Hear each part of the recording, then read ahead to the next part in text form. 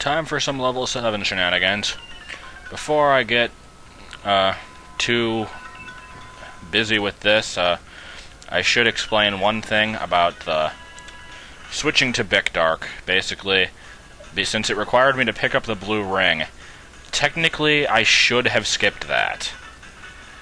For the minimalist challenge, if you save immediately after picking up the Triforce piece, before it takes you into the cutscene, and then it'll resume on the title screen. Just got the hammer, hooray.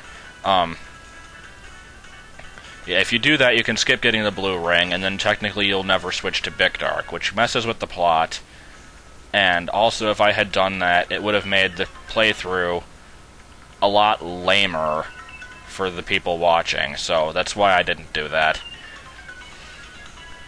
So, if anyone wants to complain about this not being a minimalist run anymore, you have a good point, but deal with it, basically. Right here, keep this location in mind for later, and ignore the palette problems with the sand here, because and here, stupid hiccups.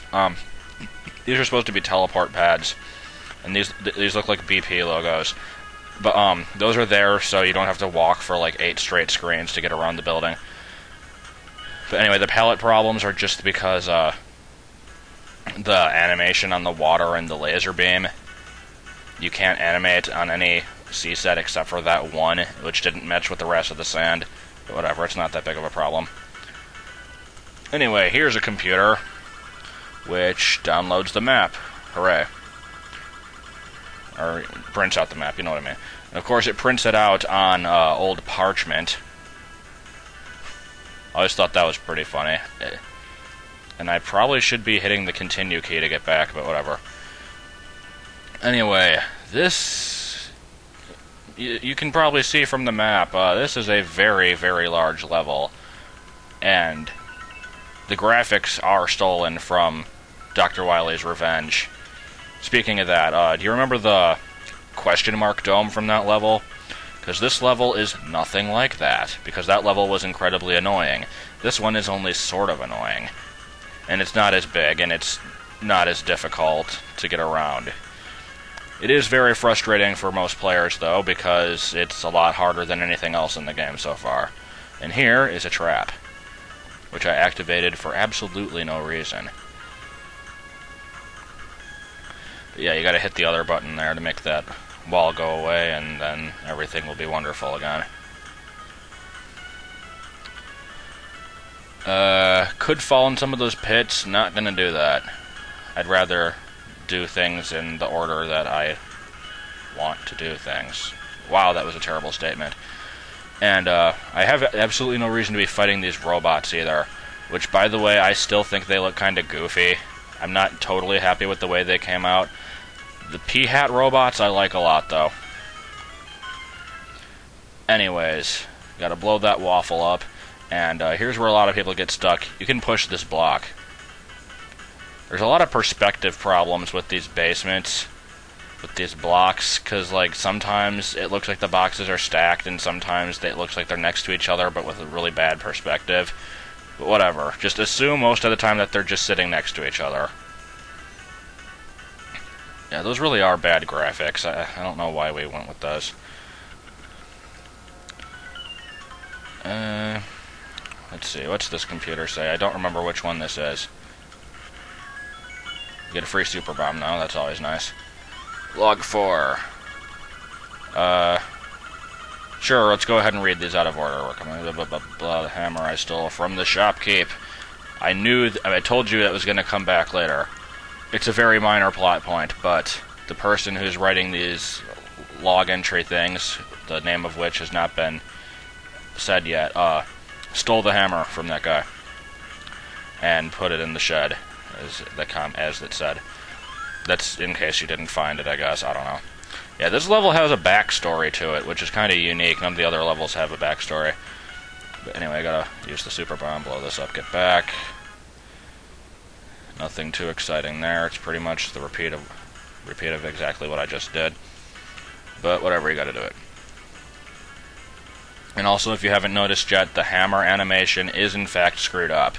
I am perfectly aware of this. Okay, left looks fine. I mean, right it looks fine. Left, it doesn't look fine. Down, it doesn't look fine. Up, it looks fine. That, I believe, is just a problem with 192 improperly reading the BS animation from 190. If you don't know what that means, don't worry about it. Anyway, here we are on the second floor with the Shadow Man music. First floor is Gravity Man. Basement is Flash Man, in case you're wondering. And here we go. Here's log number 1. Dirknut042. I was. End of. Yeah, I don't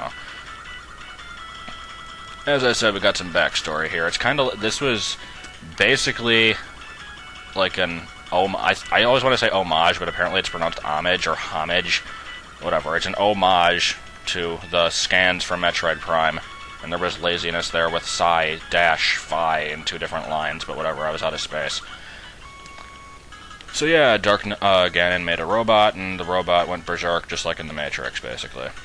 Except not like The Matrix, like every other sci-fi movie ever made. I don't remember what happened in The Matrix. It's been a long time since I've seen that movie. Anyway, here's a button. It opens up this thing. There's a thingy. There's another button. How do I reach that button? By getting into another part of the second floor. You have to get up to the top of the second floor a total of 4 different times. And hit all those buttons, and then you will be able to reach the thingy. That is your main goal for this level. Other than getting the Triforce piece, of course. But in order to get that, you have to get the thingy.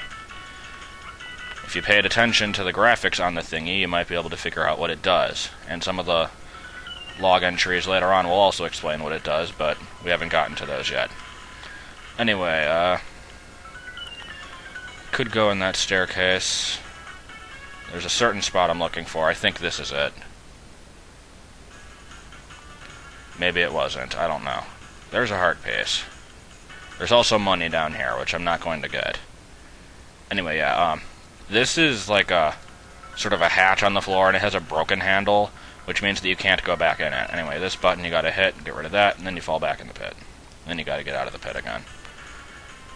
There's a lot of pit falling in this.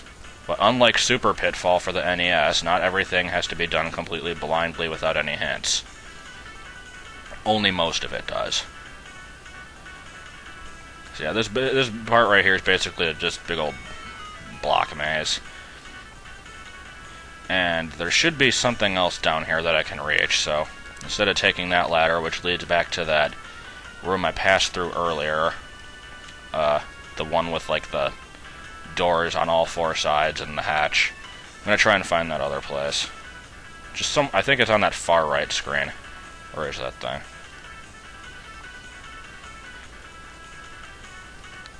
Gotta love this song. Yeah, here we go. Here you can just push these, or... Okay, screw you.